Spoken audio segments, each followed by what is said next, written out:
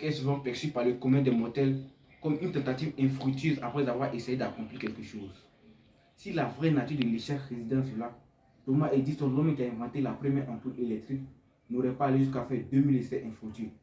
Et Napoléon Hill n'aurait pas dû dire tout échec porte le germe du succès. Cette conception de l'échec est fausse. L'échec, ce n'est pas le résultat d'un accident majeur, mais plutôt une longue liste de petites actions inaccomplies.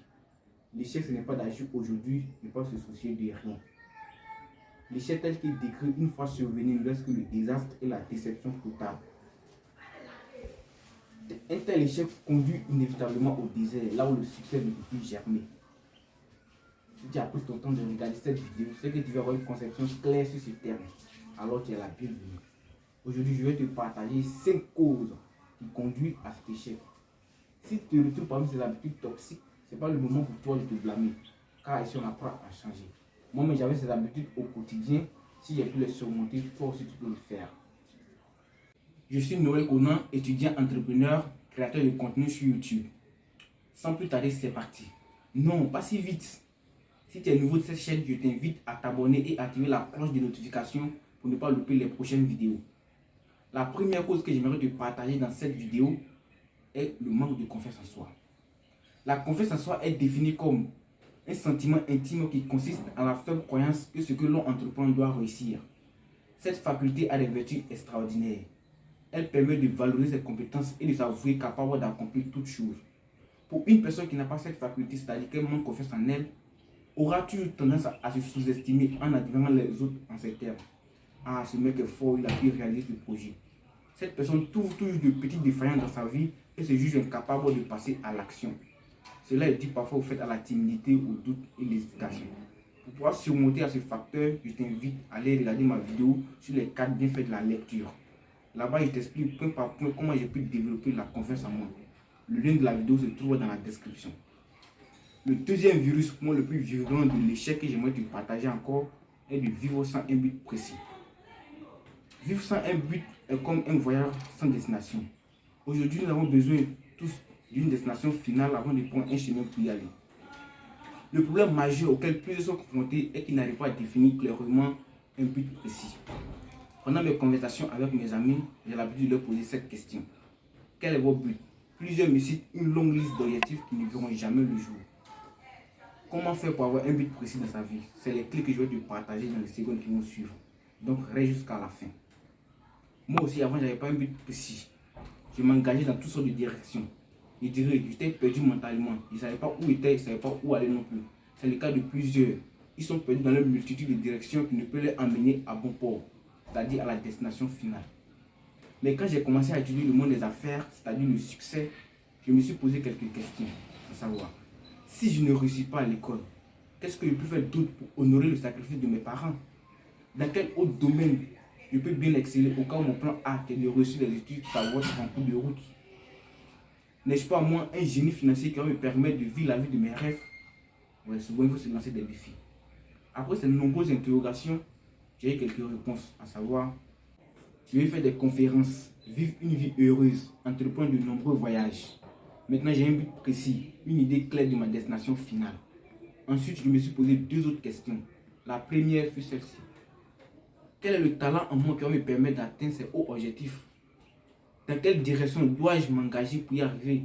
C'est-à-dire, quels sont les plans d'action que je dois mener?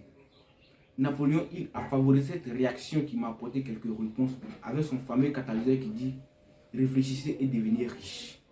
Par cette célèbre citation, j'ai compris que, avant d'entreprendre quoi que ce soit dans la vie, un temps de réflexion s'impose. C'est ainsi que j'ai commencé à faire l'auto-analyse sur la base de la lecture. Et petit à petit, grâce à la puissance de la lecture, j'ai pu révéler le talent qui dormait en moi. J'ai compris aussi qu'il devait tracer ma propre voie, changer d'état d'esprit, adopter une nouvelle philosophie, assurer ma propre responsabilité, agir selon mes propres principes et ne plus jamais suivre la masse. J'ai compris aussi que l'échec n'existait pas, car à chaque fois qu'un échec survient, on apprend de ses erreurs et on devient davantage fort. J'ai banni aussi tout ce qui est comme frein, à savoir les fausses croyances, la peur, le doute, l'hésitation. Après avoir fait ce travail intérieur, j'ai eu recours à tous mes potentiels, mes compétences et surtout en supprimant le lâcher prise de mon dysfonctionnement. C'est ainsi que je me suis engagé dans cette voie sans toutefois regarder en arrière. Et j'ai banni aussi du fait que l'argent doit tomber instantanément dans mon compte bancaire avant que l'entreprise ne voie le jour. C'est ce qui fait que plusieurs échouent sur le plan entrepreneurial. Ils veulent avoir de l'argent avant que l'entreprise ne fonctionne. Si ça ne passe pas comme prévu, ils font lâcher prise sur cette terre. Ah, le marché est trop saturé. Et quelques temps après, l'entreprise tombe en ruine. Ce qui fait défaut à plusieurs, c'est le manque d'idées. Pour pouvoir trouver une idée, il faut se poser assez de questions et lire constamment.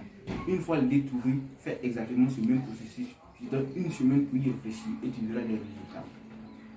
Le troisième facteur de l'échec que j'aimerais te partager encore est l'excès de prudence. L'excès de prudence est très toxique, voire mortel. L'excès de prudence engendre ce qu'on appelle le pessimisme. Le pessimisme est le caractère d'un individu qui perçoit la vie de façon négative.